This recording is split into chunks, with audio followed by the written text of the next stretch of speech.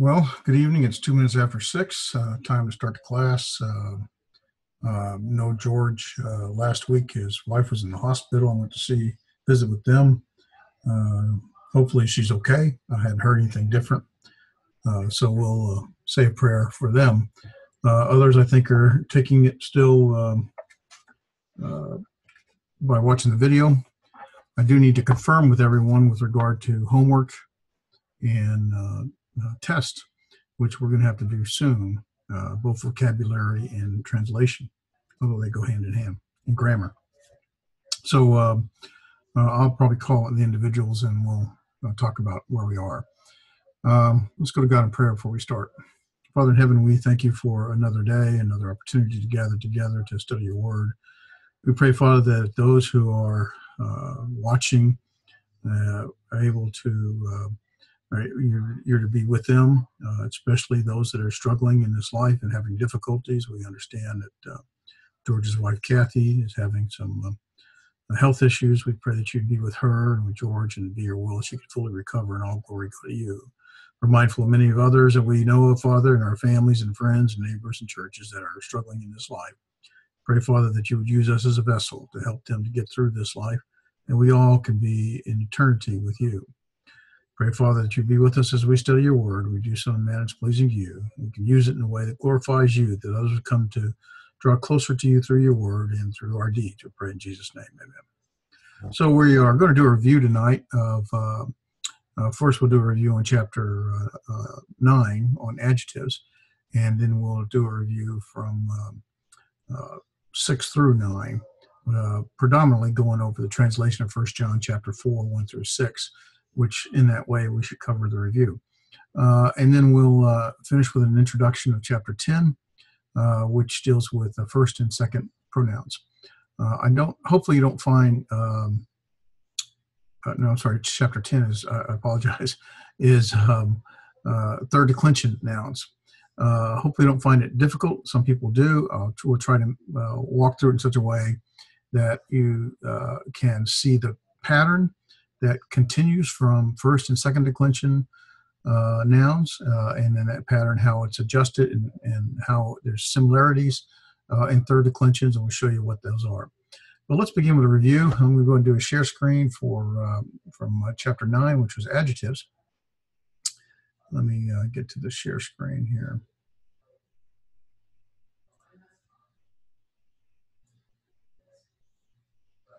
Okay, you should be able to see our screen on adjectives. NRK, hein, ha, logos. In the beginning was the word. That just came with the slide. Or I don't remember if I did that. It was a long time ago. Let me get my arrow in front of here. Where's my arrow? There we go. Okay, there's 3 uses of adjectives that we talked about. They are, of course, well, this is going backwards.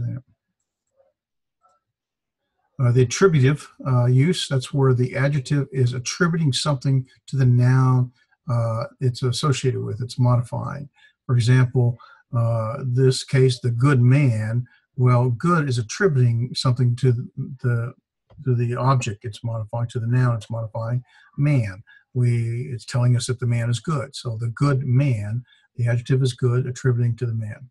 Substantival is where the adjective functions as the noun. In this case, the adjective good is the noun. It would be the good. Now, oftentimes we would insert an object to clarify what is good, the good man.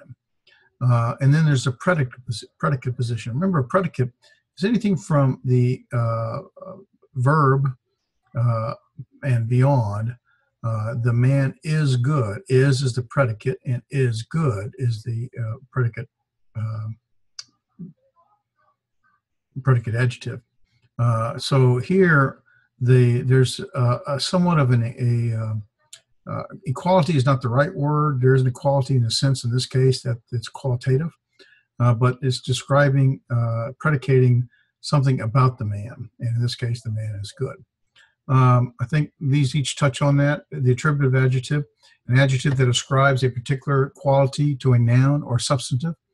the article, when present, occurs directly in front of the adjective. And that's what we said last week. When you see the adjective and the noun, if the article is with the adjective, it is functioning attributively. It is attributing something to the noun. So we have article, adjective, and noun. This is the first position, first predicate, or first attributive position. And so it's first because the adjective is coming before, the adjective with the article is coming before the noun.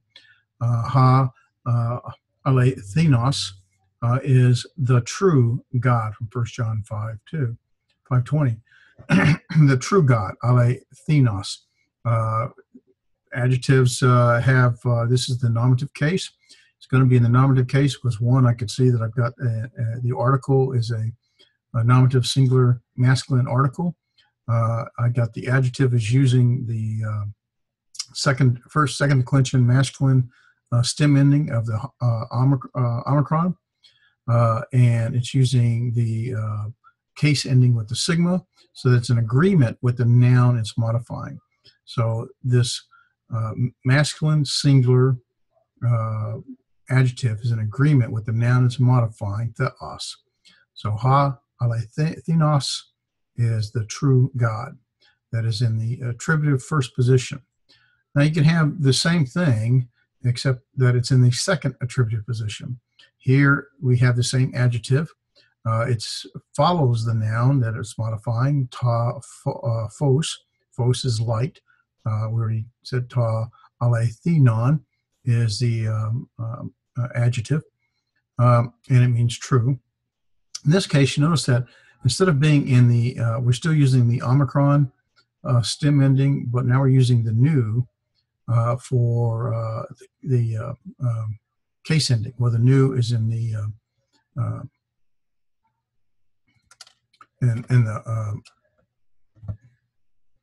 I'm drawing a blank now. Let's see, phos. There's the neuter with the phos is. Let me look something up real quick here.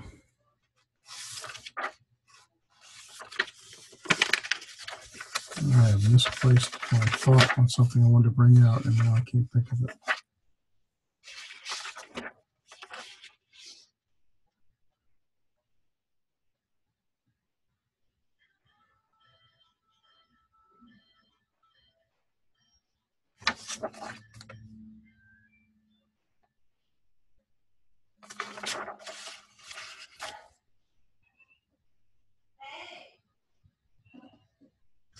Yeah, okay.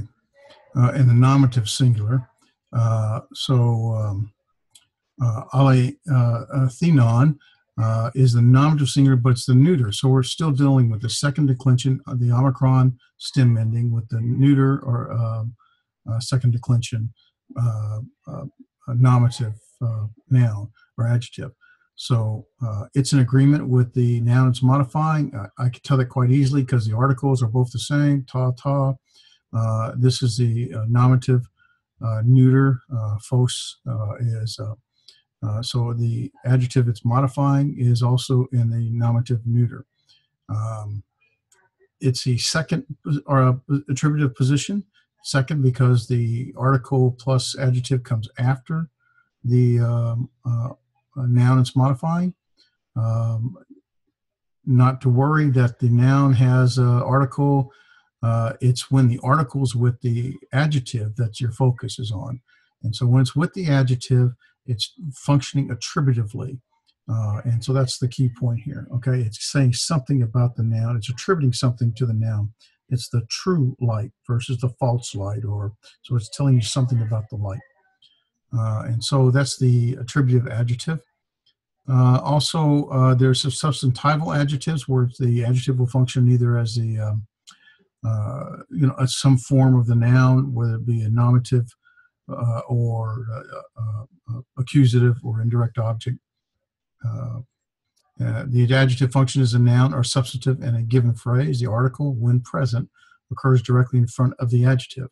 So here, the article again is with the article is with the adjective, and so there could be some confusion if I have an article with an adjective.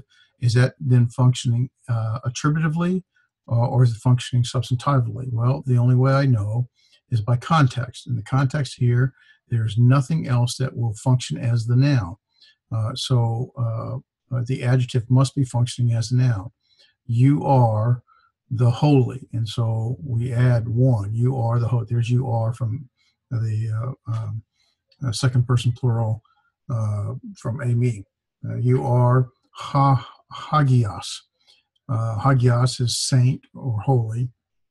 You are the holy, and we would add one for clarification, John 6:69. And we know it's the functioning as a substantival, or functioning in this case as the direct object. You are is embedded in a,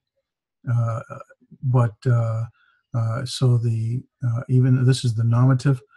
It's actually functioning, and it looks like a predicate nominative. You are the Holy One, but it's agios is functioning as the in this case the direct object or the predicate nominative. It's in a nominative case. Hoi hagioi is in the plural.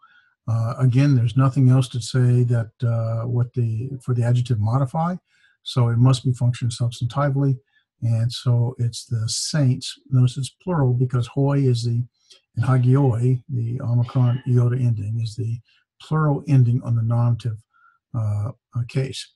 The saints or the holy ones, either one. 1 Corinthians 6, verse 2. Also, the adjectives can function in a predicate position, a predicate adjective, an adjective that predicates a certain quality to the subject, frequently by the way of a copulative, such as a linking verb. Amy is the one most common, genomai is another, and there's another common one. I can't think of it right now. The article is never directly in front of the adjective. So when it's without the article, here we have pistos, ha, theos. Well, when the article is with the noun and there is no article with the adjective, it is functioning predicately, meaning it is you're going to imply the linking verb a me, and so you get use the adjective pistos is faithful. It's in the nominative case. It's an adjective. Nominative case, masculine, second declension, so that it agrees with the predicate it's working with. Theos, God is faithful. 1 Corinthians 1, verse 9. Pistos estin ha kyrios. Well, now the ame verb is not implied; it's implanted. So, but we still have pistos. There's a second person, or first nominative, masculine, second declension, functioning in second declension. Ha kyrios. Also, you see there's the with the noun, the article. So this is a predicate, and it would be the Lord is faithful. We know it's the Lord is faithful and not faithful is the Lord because the article is present with ha kyrios, and we went over some of those rules last week. And so now we'll walk through some of the exercises. I think this is from the translations on chapter 9, ha logos, krioe, which means in the verb he, she, or it will judge. This is a third person singular, so he, she, or it will judge. Ha logos will judge. Auton, we hadn't done third person pronoun yet, so I'm surprised that I didn't include that as will judge it in the last day. I would normally, let me see if I can get my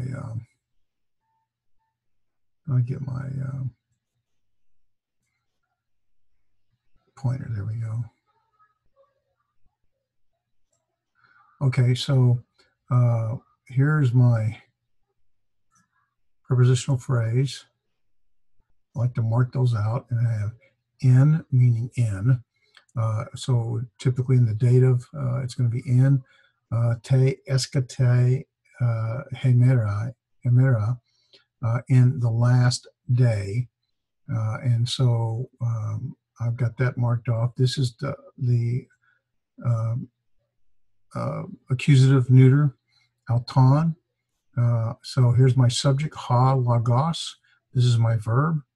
and he, she will judge. So what will judge? Well, the subject is going to judge, the logos. The word will judge it. Because it's neuter, it's probably it in the last day.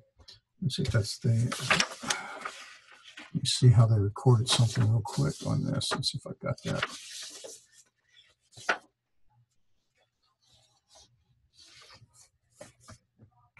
Okay, over here.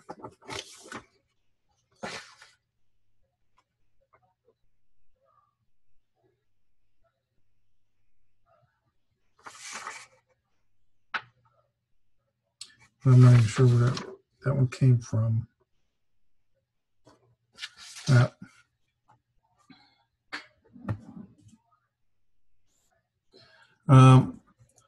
The father, ha pater, father.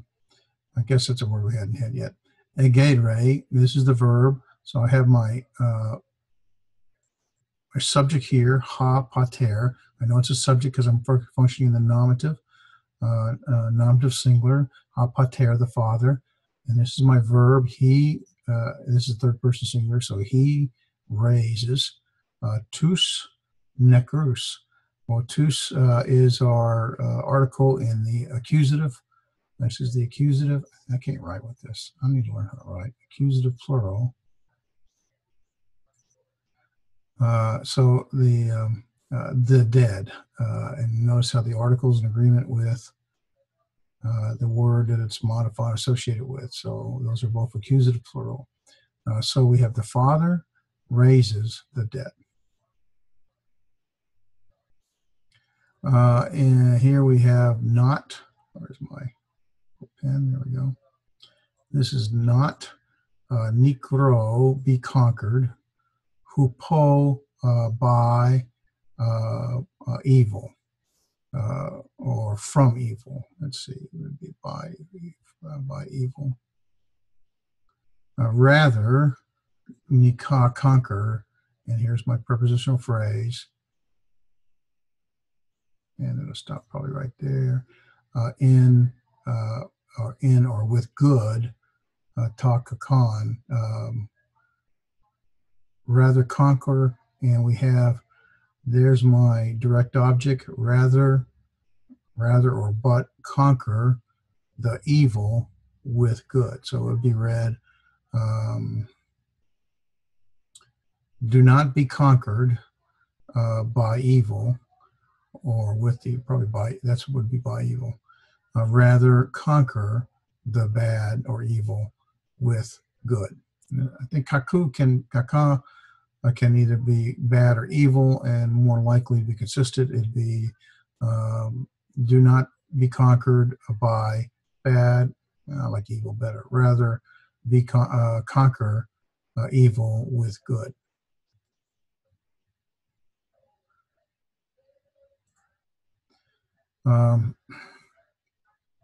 Here's the verb.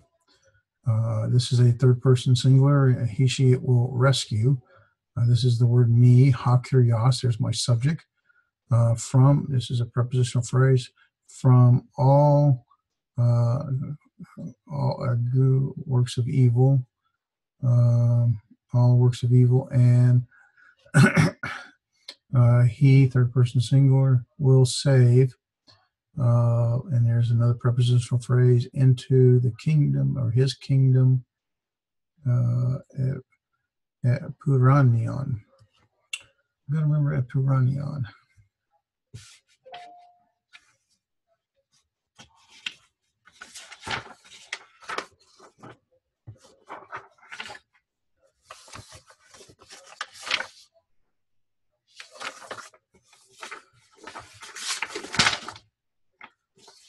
Oh, I'm missing a page. Here we go.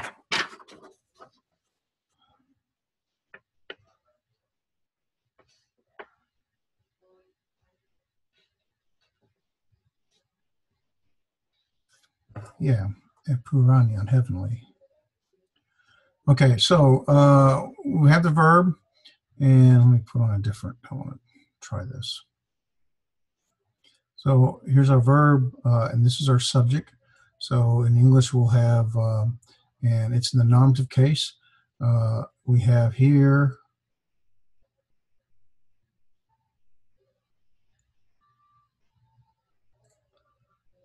this is met, which is in the accusative case. So at the very initially, I could see that my subject is the Lord will rescue. Let me change this back to.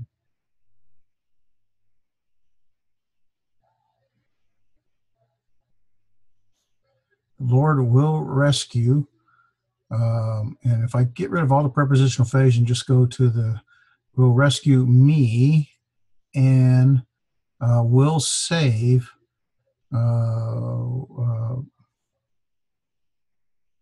okay, will rescue and save. The Lord will rescue and save me. Now, if we insert the prepositional phrases, the Lord will rescue and save me from all evil works. This is works in the genitive, evil, poneru, evil works from all. Paul is from all. And this is actually, we're going to get tonight. There's a third declension noun when it's stem ending in a consonant.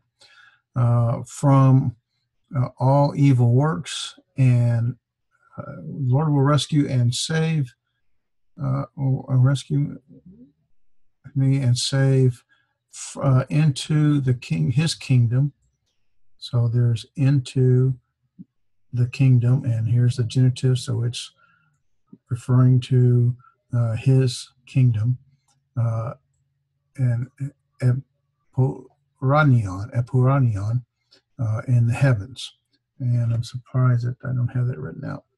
Anyway, so we would read this as the Lord will rescue and save me.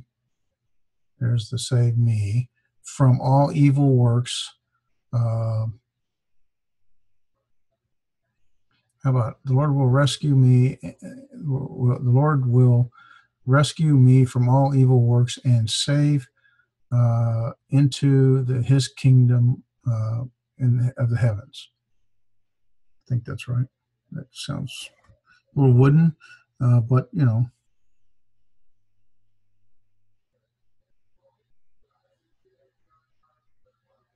Will save me into his, how about heavenly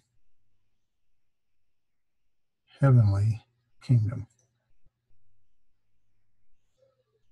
The accusative. All right, I think that's right. In heavenly kingdom.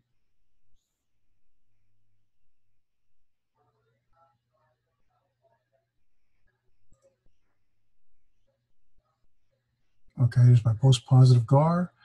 My verb esmen, we are.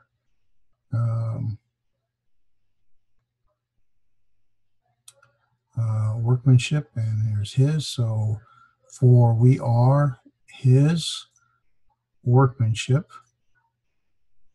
We're given this verb created, and then we have our prepositional phrase. Let me change my pen here.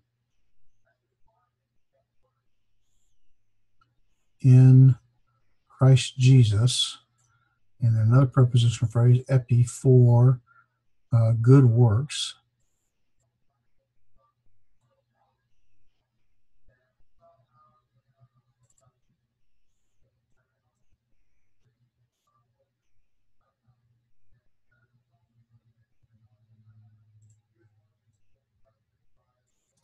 Okay, for good works, which this is actually a relative clause, which paretoi masin, he prepared beforehand. And here's the subject of that clause. And then we get another clause, hina, with prepositional phrase. All right, so let's put it together.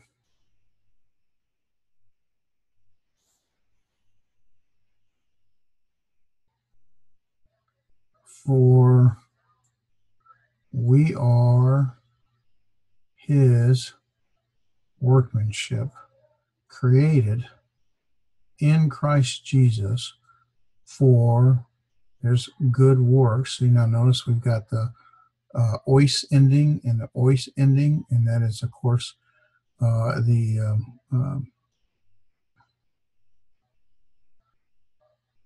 dative plural. So for is good work, this is ois, which praetoi mussen, he which God prepared beforehand, in order that in them, that is the good works, we might walk. This is, well, it's a verb. It's a subjunctive verb. So, for we are, let me try this again. I'm learning to use this pointer, so I'm struggling to try to make sure I'm doing this the way that makes sense. For we are his workmanship, created in Christ Jesus for good, well, it should be good works, which God prepared beforehand, in order that in them, that is the good works, we might walk. So,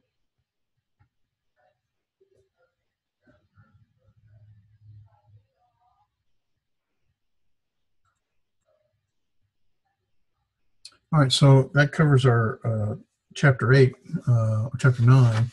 In review, we just want to walk through the 1 John 4, verses 1 through 6, which was part of the exercise review number 2 that covers chapter 6, 7, 8, and 9. So hopefully you've done this. A lot of it should be familiar to you anyway. So let's see if we can do it. All right, so agapetoi, this is an adjective in the nominative plural case. Is agapetoi, meaning beloved, and it's a plural, so it's speaking about more than one. Main panti pneumati pistuete ala dakimadzete ta pneumata ek tutheu estin hati paloi suda prophetai ex el luthasen eston cosmon. And so if we were to, let me get my pen out here and get, all right, so prepositional phrases, ek, from God, and here's a clause with hati clause, which probably goes with that. And here's a prepositional phrase. Okay, so beloved, let's see, let's find our verb. Well, here's our verb, and I don't have it spelled out for you, but here's another verb. And this verb is, let's see, beloved. This is believe, and it's an imperative. So do not believe every spirit. Rather, test the spirits, plural. This is the plural. If estin, they are from God, ek tutheu, that sense, or because many, well, they gave us many right there. We could see it's many because there's it's an adjective, comparative adjective, nominative plural, because many false prophets, pseudo, false, and there's prophets, prophetai, false prophets, because many prophets, false prophets, have gone out. There's have gone out into, ace is into, ton cosma, into the world. So we'll try it one more time. Pointer, come on.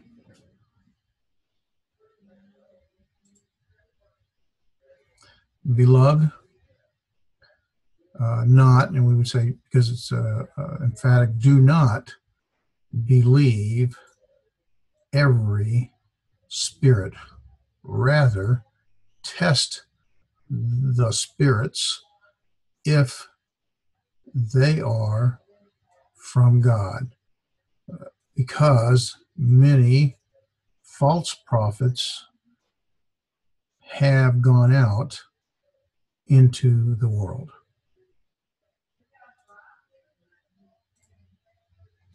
The second one, in tuto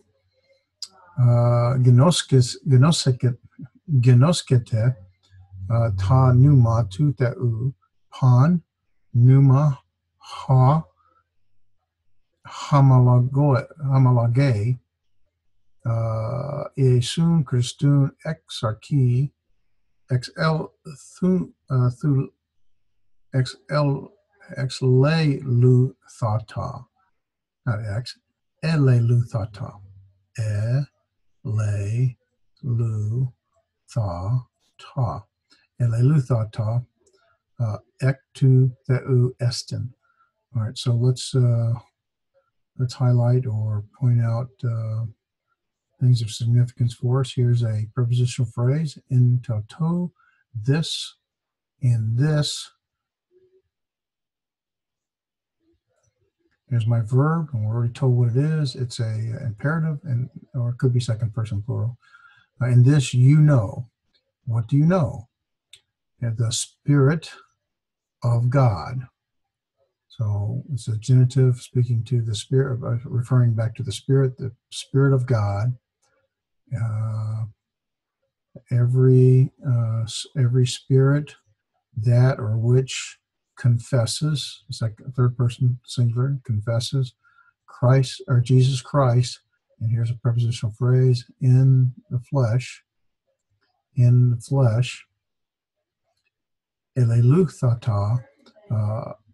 flesh has come from God is. So let's figure out what to do with the verb.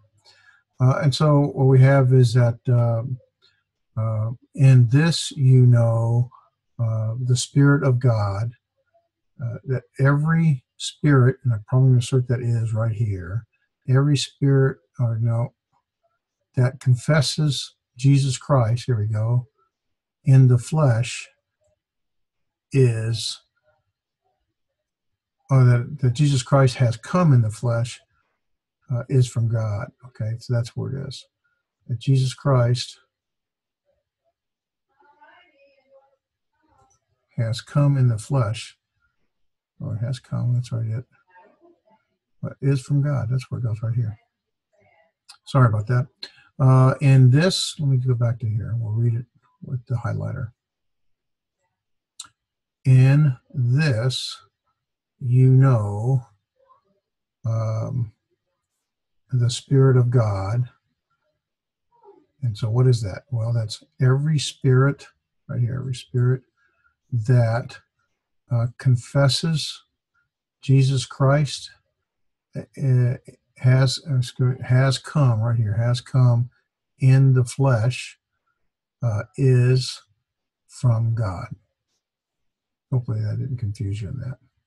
Number 3, kai pan numa ha me hamalage tan iesun ectu theu uk estin. And so there's the end of that with a semicolon. Kai tu ta estin ta tu antichristu ha ake kata ate hati erkatai kai nun ento cosmo estin ede. So if we start with verse 3, and excuse me, verse 3. Let me find prepositional phrases. Let me get back to my pen.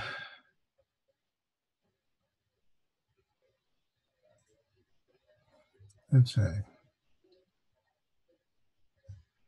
here's a prepositional phrase, ektu theou. And then we have the verb is not,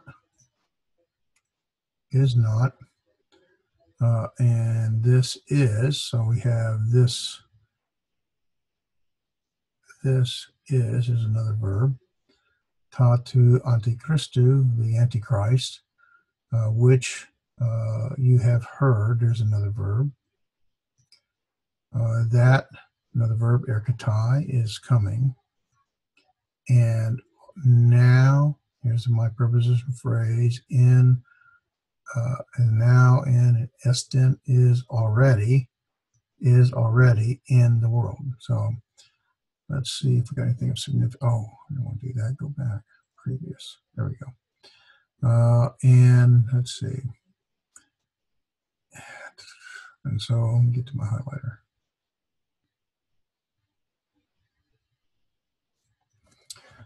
And every spirit which does not confess Jesus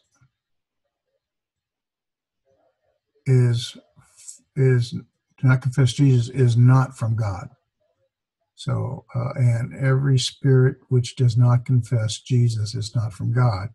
And this is, and so we got, and this is the Antichrist. So it's really, and this one is the Antichrist. Who's the one? The Antichrist is the one that does not confess Jesus from God, which you have heard that, or censor, because that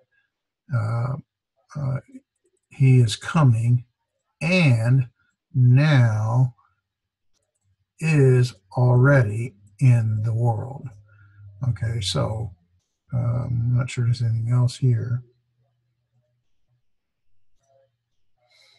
Number 4, this is verse 4. Humes ektu theou este technia kai nenike kate autus hati medzon estin ha, the one who is, I guess, ha en humin a ha into cosmo. Okay, so verse 4.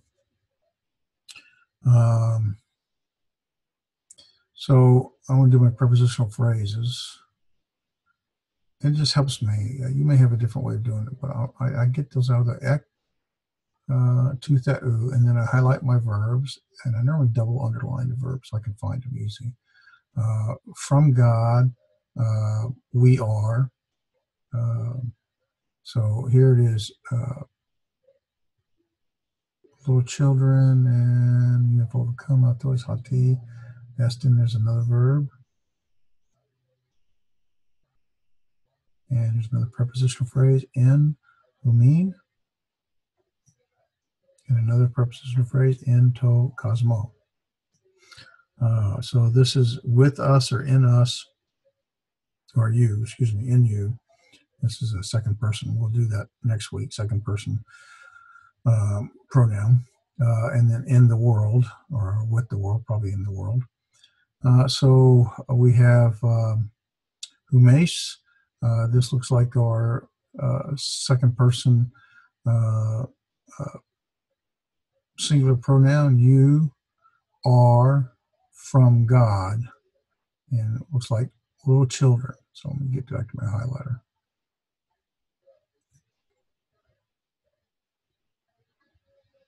You are from God, little children, and you have overcome them. You have overcome them that made zone.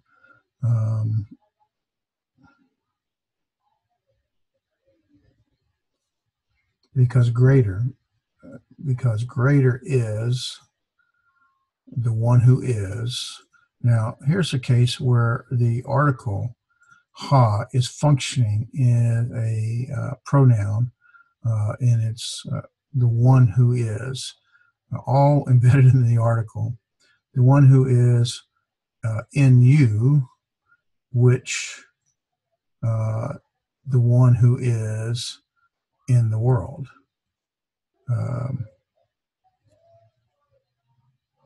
Not is, excuse me, than. This is than. So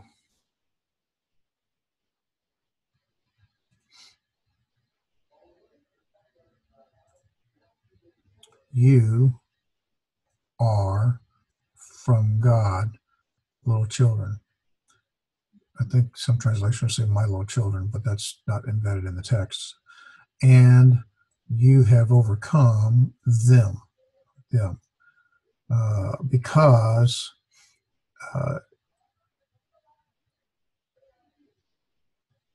because greater is the one who is. Well, that's Jesus Christ, of course. One who is in you. So Christ is in you. Greater is the one in you than. So he's greater than the one who is in the world, which of course would be Satan. Anyway, hopefully that. So in verse 5, I'm going to go back to my highlighter. Autoi ektu kosmu eisen, diatuta ektu kosmu, la lucen, kai ha cosmos auton akue.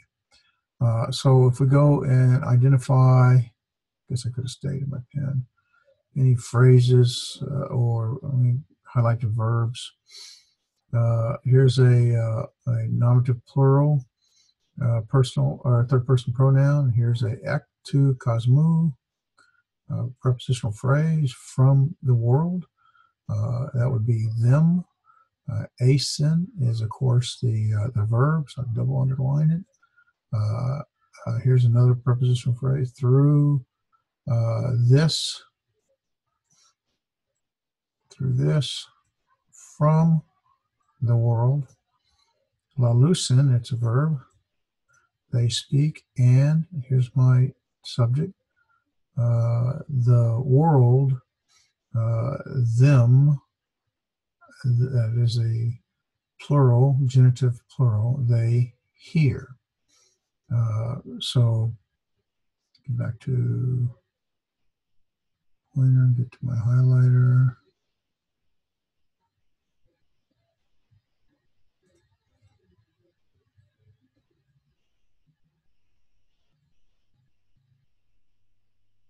So this would be, these are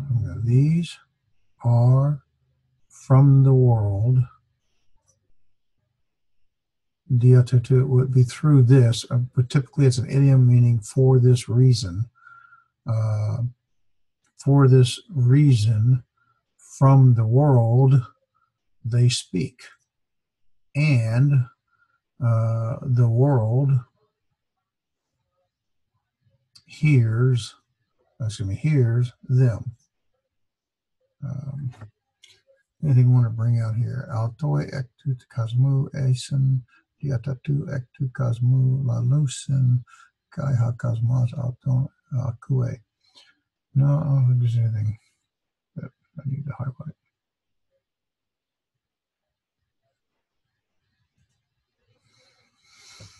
Okay, the last verse. Get my pen so I can. Hemes ektu deu esmen ha genoskon tan theon akue hemon has uk estin ektu deu.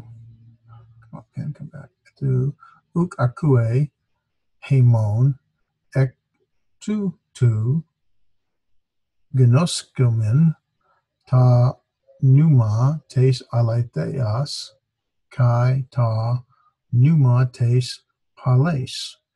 Okay, so let's start with, here's we. There's a first person plural pronoun, or second person.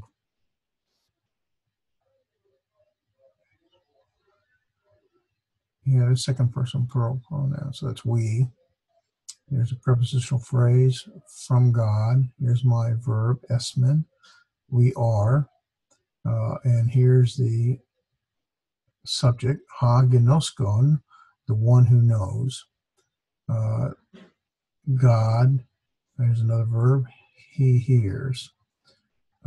So he hears us. So, and here we have the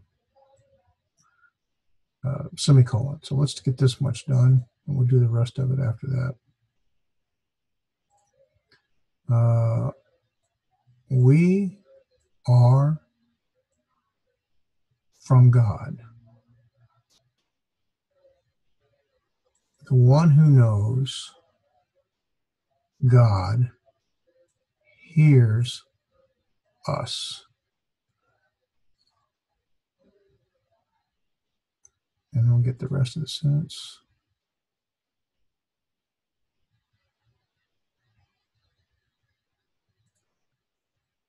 Okay, who is my verb, not. Prepositional phrase, ek to theou, is not from God. And there's here, or excuse me, here, he does not hear us. So we'll just do that part. I was breaking into little pieces, otherwise I'd just get overwhelmed. Who is not from God, he does not hear us.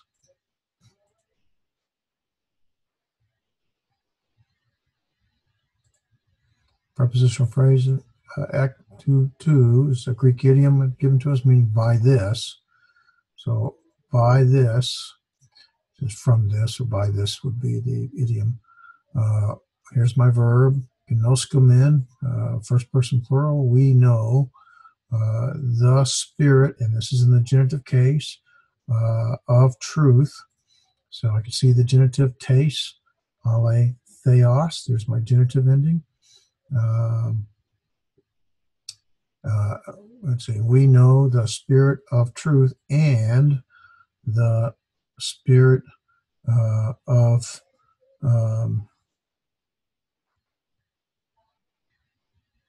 deception.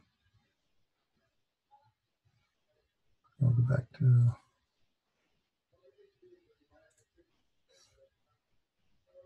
so by this we know the spirit of truth and the spirit of deception.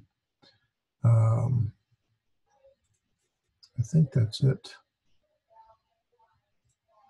Yeah, that was it. All right, so we're going to go ahead and jump into chapter 10.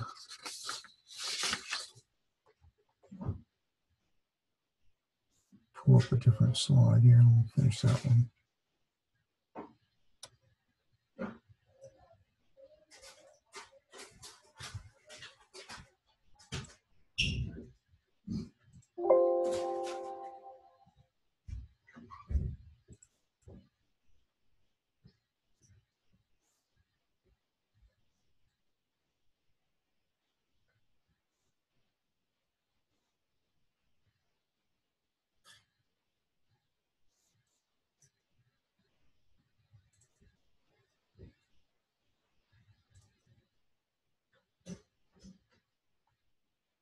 And let me share this PowerPoint.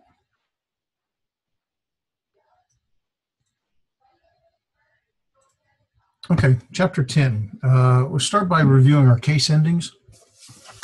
Get this paper out of my way.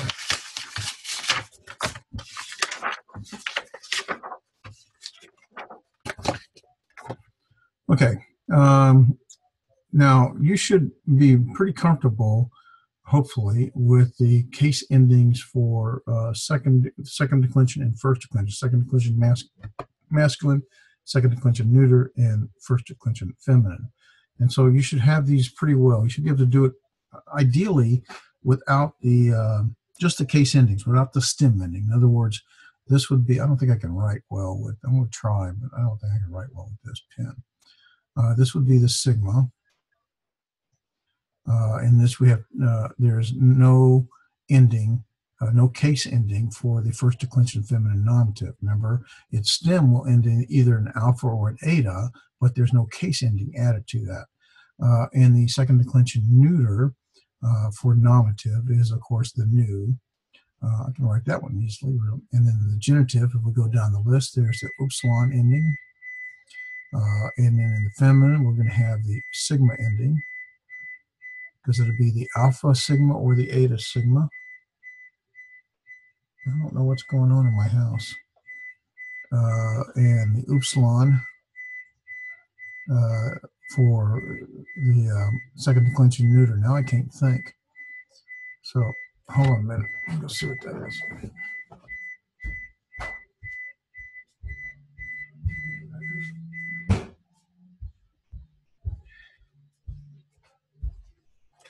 Well, it turns out my wife left the refrigerator door open long enough that the alarm went off. So at least we're not on fire. We just got a higher electric bill, that's all. Okay, so we get back to my pen. The dative singular. The nice thing about it is it's pretty consistent. Where's my pen? Okay. Is iota, iota, iota. And the difference is if you had the stem, here it's going to be the omega subscript iota. Here to be either the alpha subscript iota or the eta subscript iota. And here it would be the omega subscript iota. And the accusative, pretty straightforward. Nu, nu, nu. And so here with the stem, it would be the omicron nu. With the stem ending, it'd be the alpha nu or the eta nu. And here with the stem ending, be the omicron nu.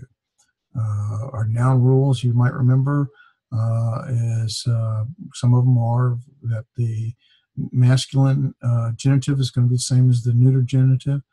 The dative is going to be the same as the neuter, and the masculine and neuter be the same, both in the genitive and the dative. And also we'll have the neuter and the nominative in the same as the neuter and the accusative. And we get to the plural, and in the plural we have the iota ending, which would be, with the stem would be the omicron, and here it's going to be the alpha or eta iota endings. That's not good. I gotta learn it. I'm having trouble writing. I see other people do it. I don't know how they do it so easily. I think it's the tools they have versus what I have. The iota ending, now it's either going to be the alpha or eta. Well, actually, I think it's just the alpha. No, it could be the alpha or eta ending. No, it's just the alpha ending. That's right. It's just the alpha eta. And it's the alpha ending here. That's a terrible alpha.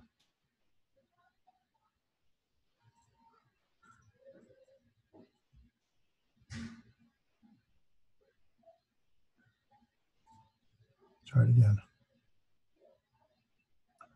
A little better, not much. And the genitive plural, of course, is pretty simple. It's the omega nu all the way across. Omega nu. Omega nu. The dative plural is also pretty straightforward. It's going to be the iota sigma. Iota sigma. And iota sigma. That's the case ending. With the stem in front of it, that would be the omicron. Then here would be the alpha. So omicron, iota sigma, alpha, iota sigma. These look like L's. I just can't draw. They should be more like iota sigma. Those are terrible. And iota sigma here would be the omicron, iota sigma. The plural for the accusative is the upsilon sigma. With the stem, it would be the omicron upsilon sigma. And here's the alpha sigma with a sigma with the alpha stem. And here it would be the alpha. Again, you see the nominative plural and the neuter is the same as the accusative plural and the neuter. We have our genitive and our dative are going to be the same in the masculine as they are in the neuter. And it's a pretty consistent pattern. Now, third declension, you'll find on page, break out on page 83. And on page 83, notice a couple of things. Number one, there's a masculine and feminine combined. So there's no separate category for feminine. Third declension is its own pattern that we're going to follow. And masculine and feminine have the same pattern, okay? The neuter has a separate pattern. And so as we go through it, the bottom line is that we'll see that this is a pattern with a sigma, which is not too far different than what we see over here. The neuter has no case ending added to it. And in the genitive, now the genitive, its case ending is omicron sigma. And in the neuter is also an omicron sigma. It's like a 5. It's a sigma. And here's a neat thing about the dative singular, iota. Iota, it's the same. The only difference is here the iotas are going to subscript because they follow a vowel, the omega iota, subscript iota, the alpha or the eta subscript iota, the omega subscript iota. Here they will not subscript because they're going to follow a consonant. That's the difference with a third declension. Its stem ends in a consonant. So these will be the consonant iota. Iota will be the ending. And then, of course, in the accusative, also, let's see, where's my pen? We have one of two, it would be alpha or nu. So we'll see the alpha ending or a nu ending for the masculine feminine third declension accusative. And if we remember our noun rules, they follow the same. The nominative and the neuter, the nominative and the accusative are the same. So there is no case ending in the accusative singular. And the nominative plural, it's the epsilon sigma. It's a little new. We haven't had an epsilon sigma yet, but it's not too far off for us to not recognize it. We'll have the alpha, which is the same as in the second declension neuter, so that's not really new to us. This is not new either. The genitive plural in the third declension is also still omega, omega nu. And in the dative, instead of having iota sigma, we reverse it and we have sigma iota. Okay, so it's going to be the sigma with the little baseball cap, sigma iota, because it's not at the end of the word, so it's in the middle. So sigma with a little baseball cap, iota, and the accusative for third declension, its stem ending is alpha sigma. That's not new. We've seen that before. And alpha here. I'd expect the alpha because I got the alpha there as well. And so our noun rule is a nominative plural in the neuter is the same as the accusative plural in the neuter. We also have the in the genitive plural the same, and both the masculine, feminine, masculine neuter, and same with the dative plural. So that's going to be the your paradigm for the noun case ending. So to use that, to put it in a, I'm going to bring it all up. In our tree pattern here, our third declension, and remember, it's nothing more than a pattern that we're following, okay? It happens to be this pattern is a masculine feminine pattern for singular third declension. Third declensions end in the stem ends in a consonant. Like this case, it's the tau. And the tau's really here too, you just can't see it, and it's really there and you can't see it, and we'll show you why in a moment.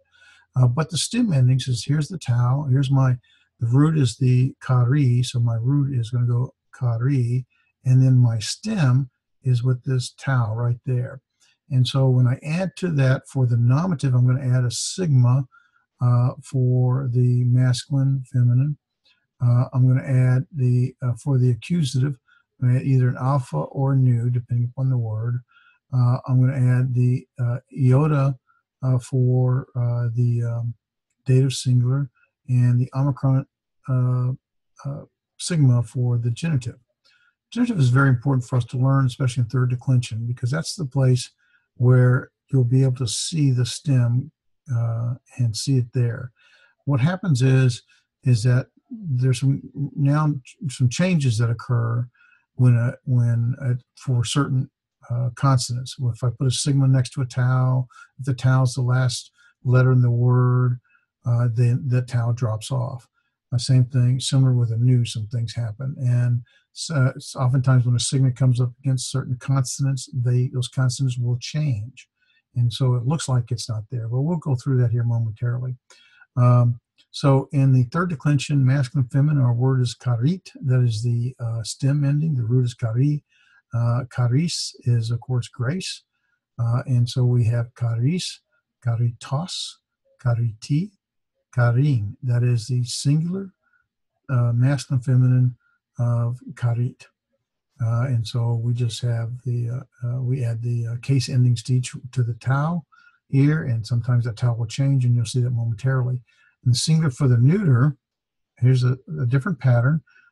We have another word, faut. So it's there is no nominative case ending, nor is there an accusative case ending. The dative is an iota, and the omicron sigma is the genitive. And so what happens is we have phos, and you'll see why in a moment. Photos, there's my genitive singular. Photi, there's my dative singular. And phos is for the accusative singular.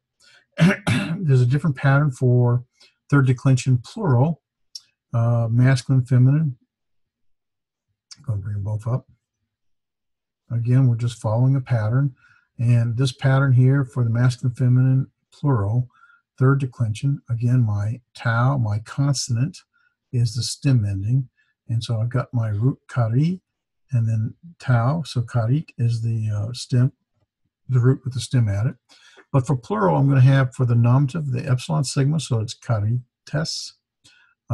For the accusative, the omicron sigma, so it's karitos.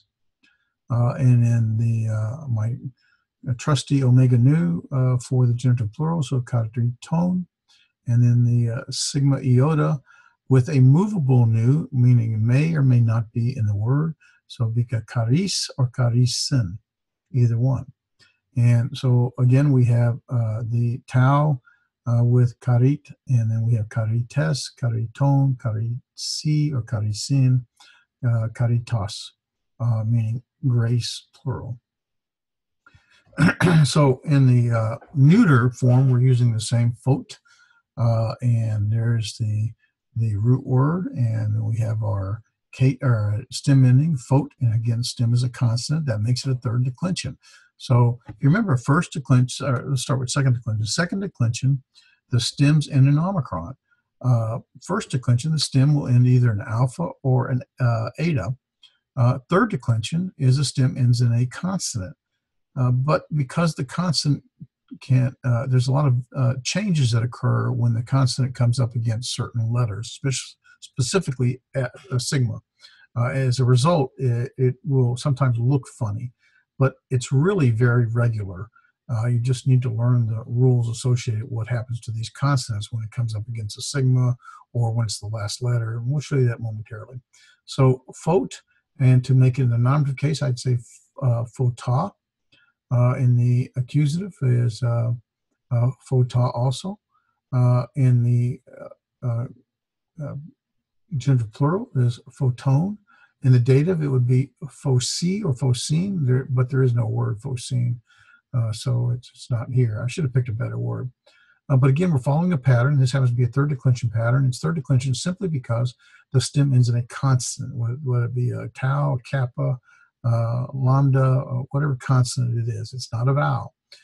So because it's in a consonant, it's third declension, which gives us these patterns for either singular or masculine, feminine, singular, plural, masculine, feminine, or singular, plural, neuter. And so when you put it all together, this is what it looks like.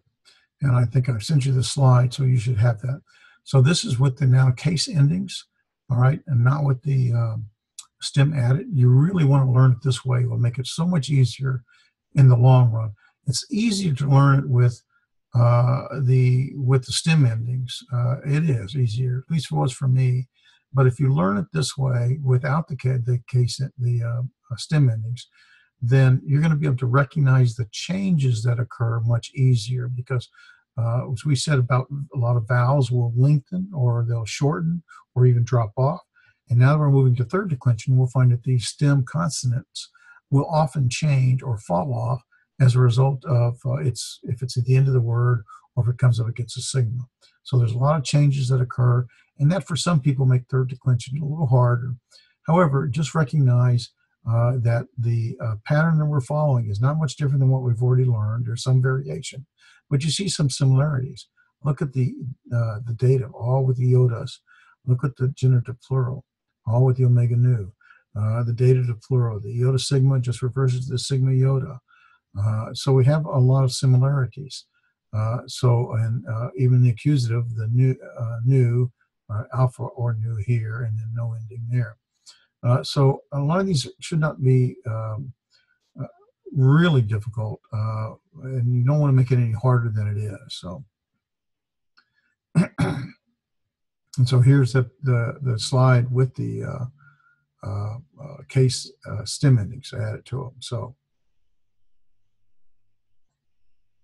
and just to refresh our memory, the article, please know the article paradigm, ha, he, ta, tu, te, stu, to, te, to, makes it so much, ton, te, ton, ton, te, ta, makes it so much easier to recognize the case of nouns when an article is present, because the article will agree oftentimes, not every time, but oftentimes with the noun it's modifying. Sometimes the noun article will function not as article the, but will function as a marker to give us additional information. It may function as a pronoun. It may function to make a prepositional phrase as an adjective, giving attribution to some other word. And so anyway, but we have the same old familiar useful, like the genitive plural, tone, in the dative plural, tois, tais, tois. Here's our dative singular, the subscript iota,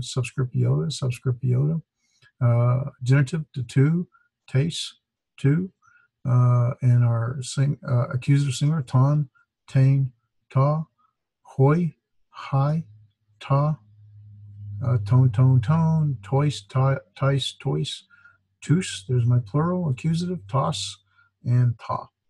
So know that will help you tremendously as you move forward. Okay, so as we move forward to look at third declension, and some hints, some things that will help you, and this is found in page, what page is that on? I think it should be page.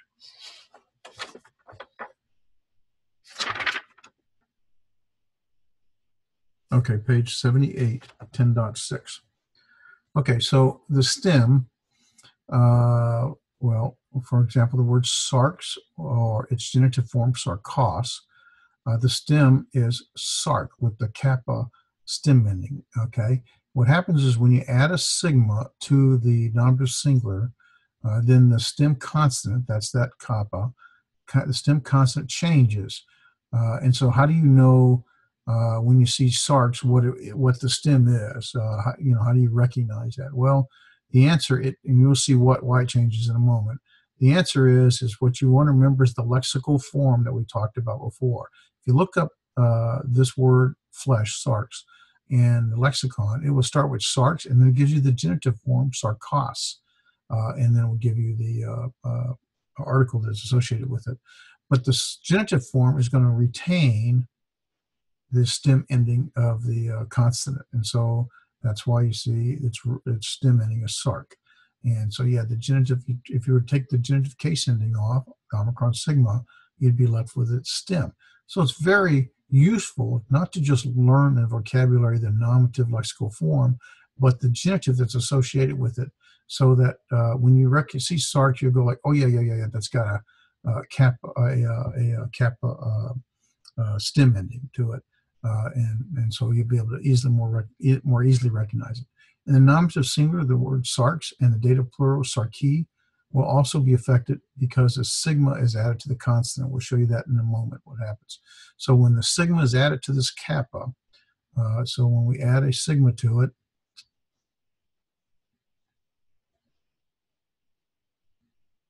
or ending sigma, we add a sigma to that kappa is going to change. We add a sigma to any consonant, not any consonant, we're going to see in noun rule 7, certain consonants, that consonant will change. And in this case, the kappa changes to the xi. And so the nominative singular and dative plural, and the reason is because we're adding, if you remember the nominative singular case ending for here in the third declension is a sigma. The dative plural case ending is a sigma iota. And so when that sigma comes up against the consonant, then that consonant will change. In this case, you see both changes to the XE. You'll see why it changes the XE in the next slide. So the nominative singular sarx and the dative plural sarki is also affected by adding the sigma to the consonant. Now, another hint is the nu, like in 10, drops out before the sigma. So in other words, when the sigma comes up against a nu, that nu is going to just fall away. And so when we add a sigma to it, it becomes tis. So the tau iota nu plus sigma equals a tau iota sigma. When you add again, and this is of course the nominative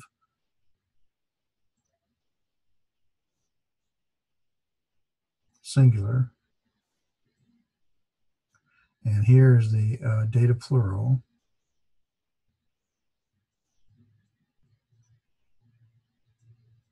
Like we already said, dative plural, you're adding the sigma iota, and the nominative, you're singular, you're adding the sigma. And so when you add in this case, the sigma to the nu for the nominative singular, that nu drops away and you just get tis. Same thing here, because the sigma is associated, comes up against the nu, that nu falls away, does not like the sigma, it runs away and hides, so you get tisi, a tisi. So don't have a tisi fit. And also the tau. The tau will drop out when it's followed by a sigma or when it's at the end of the word. For example, onomat is the stem, and the tau drops off when a sigma is added. In this case, here's the dative plural sigma. Onomat plus the sigma iota is the tau falls away and it becomes onomasi. The tau's not there. Now, onomat in the nominative is there's no ending for the nominative in the neuter. So the tau cannot stand at the end of any word, so it will drop off and you get onoma because there's no case ending added to it. But the tau falls away because it does not like to be at the end of the word. So it just falls away. So if you can get a hang on these 4 hints, it's going to help tremendously with third declension nouns. Okay, so for noun rule number 7 is called the square stops. And this is where the you see when these letters come up against a sigma, how they change. The first, now actually, the noun rule actually is this section right here. I add it to it because I think it makes it easier to see it. It's called the labials. There's a reason they're called labials, and I forget exactly why. I had to look at it not long ago, and I forget now. But the labials are a P, beta, phi. It has to do with how the sound passes through, the air passes through the mouth or the nose. And so P, there's a pressure applied against the teeth and the lips, and then it's released, and you get P, beta, phi, and that's the labials. When a sigma, so when you add a sigma to any of those letters, what would be the, well, it would probably be not that sigma, probably this sigma. When you add a sigma to any of those letters, those letters will change to a C. So a sigma plus a P is going to be C. A sigma plus a beta, B, will change to a C. A sigma next to, add it to a phi, it's going to change to a C. Velars. Velars are, again, it's how the air passes through. It really has to do with the tongue, the middle or the back of your tongue going up against the top of your mouth, something of that nature.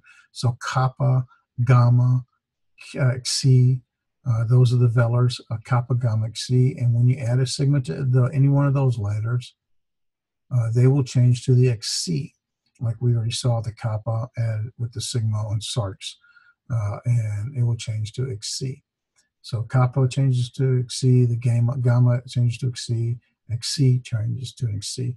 It all has to do with how they want to pronounce and how the air flows, not just with that word, but the word that comes next. And so this rule, every language has a way they want to say things and what's comfortable in that language. And so this rule helps us to see why things change, because they spoke in such a way that they didn't want to have a kappa next to a sigma. And so at the end, well, it wouldn't be that sigma, it'd be the sigma. They want to have a x, and so they just make it xi. And they don't want giz, and so they make it xi. They don't want it kiz, so they make it xi. Now the dentals have to do with the tip of your tongue coming up against the back of your top teeth. Tau, delta, theta. When you add a sigma to any of these, would be a sigma, or this, it just changes to a sigma. So the tau would change to a sigma, the delta would change to a sigma, the theta would change to a sigma when a sigma is added to it. Effectively, it's like it drops off. And so this is noun rule 7, where you have the labials, the velars, and dentals. There's different categories for voiceless and voiced. That has to, if I can remember now, how that has to do with, I'll have to look at it. It has to do with, there's a part in the back of your throat and whether or not it's using that part or not. And I forget exactly what that is. Aspirates has to do with the air pressure, phi, xi, theta being applied. It's like the air stopping. Phi, xi, theta. You stop the air momentarily and then it passes. I think that's right. Anyway, so that's just some categories. They're actually useful for other things that we're not going to get into in this these lessons here. So anyway, noun rule 8, the labials, P, beta, phi, which when a sigma is added at the end of the word, it will change to C. Velars are kappa, gamma, xi. When the sigma is added to any of those letters at the end of the word, it will change to xi. And the dentals, tau, delta, theta. When a sigma is added to any one of those words, it will change to a sigma. That's now rule 7. And that explains what happens when the sigma comes up against any one of these in a third declension. And the reason we see is because the third declension ends in consonants. And these are all consonants. And so, okay, so now rule number 8, and we've already mentioned this one. It's pretty straightforward and shouldn't have any trouble remembering. The tau cannot stand at the end of the word and will drop off. Pretty straightforward. That tau does not like to be here all alone at the end. And so it just drops out and it goes away. So animat becomes anima. Okay, vocabulary. Hopefully that gives you a good overview. Let's see if there's anything else I want to touch on before we do vocabulary. If you go through your book on page 79, it gives you on 10.7 a really good breakout of how they do the third declension break for the word sarx. It walks through it. It'll walk through that on this page and then page 80 with each changes it makes and why the changes occur. I think I touched on pretty much all of them. I don't think I missed one. Yeah, they're pretty. Yeah, that. So I don't think I missed any of that. And then on 10.10 on page 81, it gives you the various stem endings. For example, we've already seen sark is the stem ending of the kappa for sarks, and it gives you the paradigm for that. But it also can contrast the when mot is the stem ending, the tau ends in the stem, like onomat, where the tau drops off for the nominative singular, you get onoma, and then the genitive will be onomatos. And so it gives you that, so you can see how what changes occur. And then you see the same thing with the new stem ending, like in 10. How 10 becomes tis or tinos in the genitive, and teni in the dative singular, and tina in the dative or accusative singular, and on down the line. It also contrasts the tis interrogative pronoun with tis as the indefinite pronoun. And we're going to do pronouns later, but this kind of sees that here in the interrogative pronoun, meaning interrogative is like who, what, why. So you're interrogating tis, and it has the accent on over the iota on pretty much every single case. And so that's how you recognize it as the interrogative pronoun versus tis without the accent over the iota. And generally the accent may be found over at the ultima, the last syllable of the word, or it's not found at all. And so that is the indefinite pronoun, meaning anyone, someone, and that kind of thing. So page 81, 10.11 talks about that.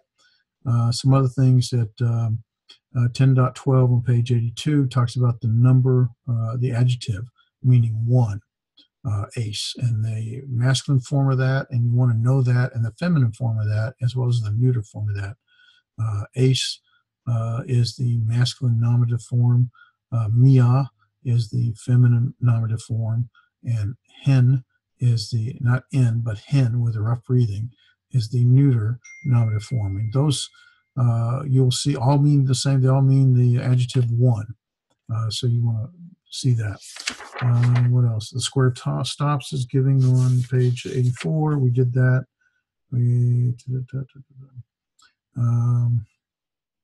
Okay, another good thing too, if you learn the paradigm on page 10, or 10, number 10.22 on page 85 and 86, if you learn that paradigm, which is the word pos, it's an adjective form, and its root is panta, so P alpha nu tau.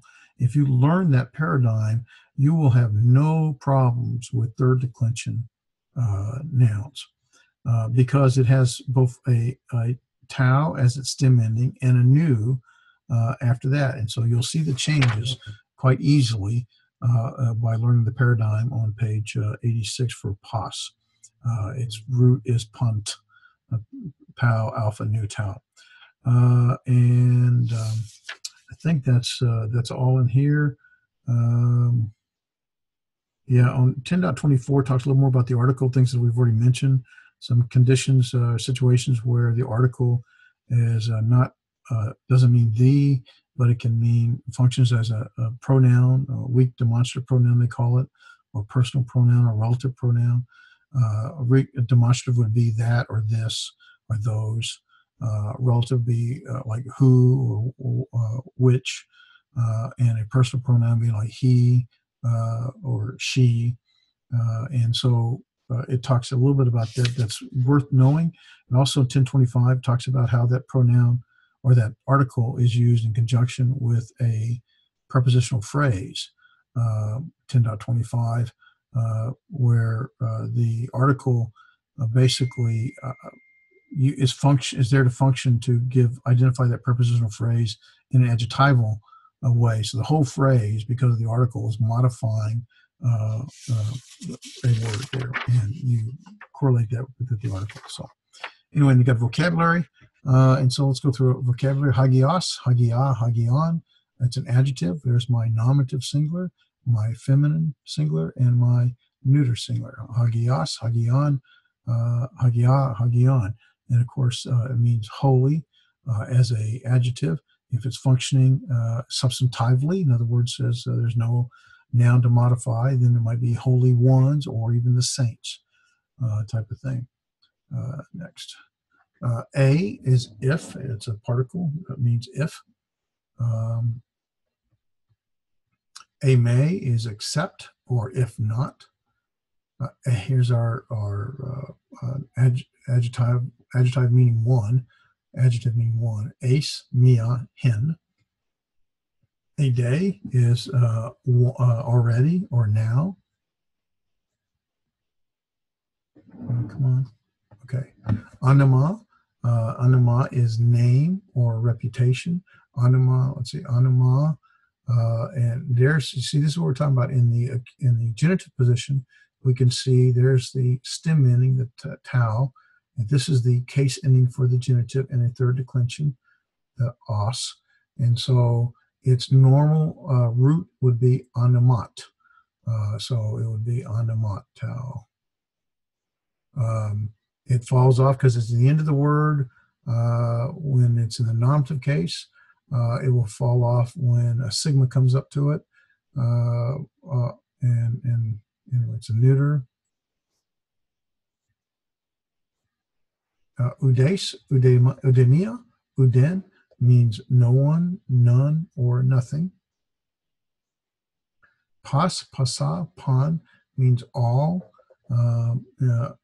each or every in the singular, or all in the plural.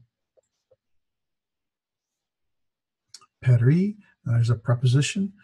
Peri, the genitive means about or concerning, and the accusative means around. Here's one where this preposition can, depending upon what word's governing, if it's governing an accusative word, then that meaning of that preposition will be around.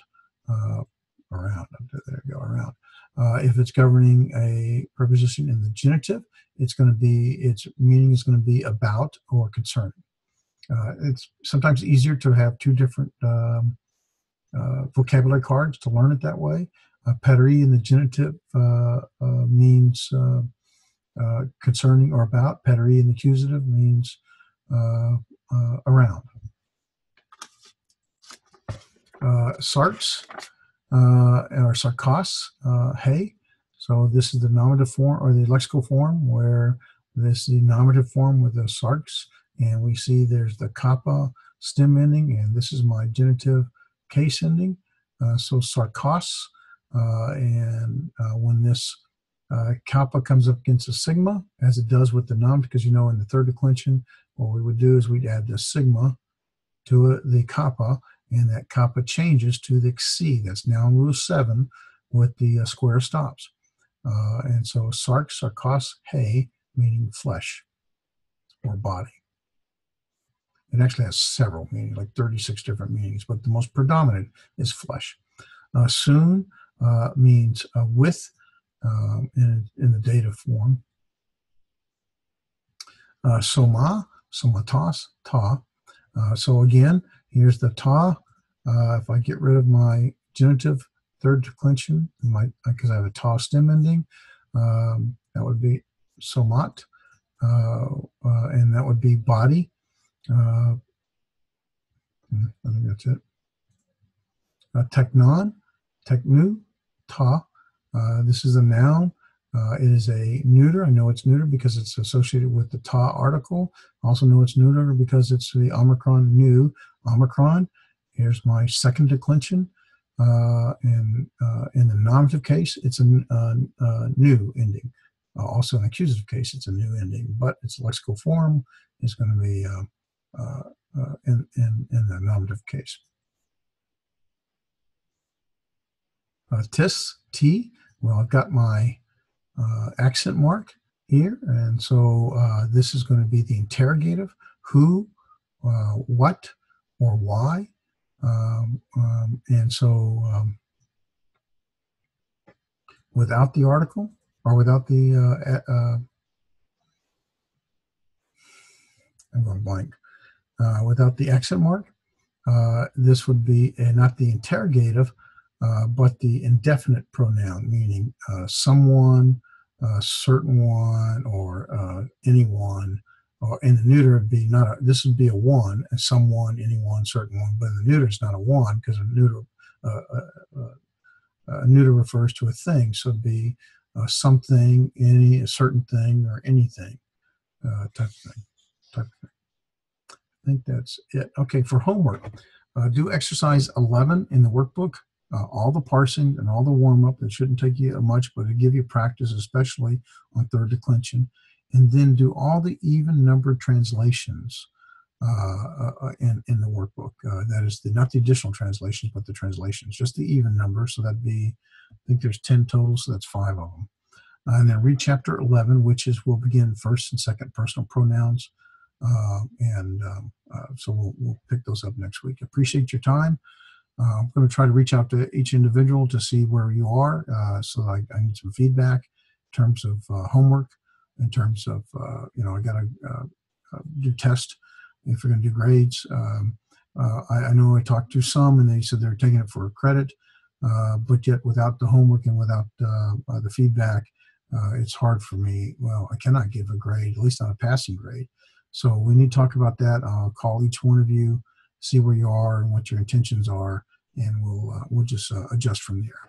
Appreciate your time. God bless you, and give me a call or an email or text if you have any questions or problems. I appreciate it. Thank you. So let me, I guess I need to quit sharing. There we go. Stop recording.